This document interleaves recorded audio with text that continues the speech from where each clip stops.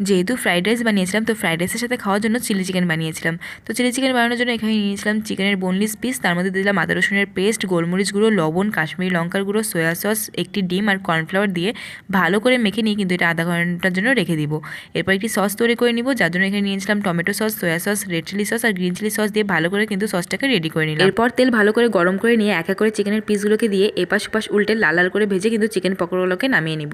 তারপর কড়াইয়ের মধ্যে তেল দিয়ে তেলটা গরম হয়ে গেলে দিয়ে দেবো এখানে রসুন কুচি আর একটি কাঁচা লঙ্কা কুচি দিয়ে হালকা করে ভেজে নিয়ে দিয়ে দেবো এখানে এক এক করে টমেটো, পেঁয়াজ আর ক্যাপসিকামগুলোকে বড় বড় করে কেটে রেখেছিলাম, সেগুলোকে দিয়ে ভালো করে ভেজে নিয়ে দিয়ে দেবো পরিমাণ মতন লবণ আর গোলমরিচ গুঁড়ো, আর আগের থেকে রেডি করে রাখা সসগুলোকে দিয়ে কিন্তু আবারও ভালো করে নাড়াচাড়া করে নিব।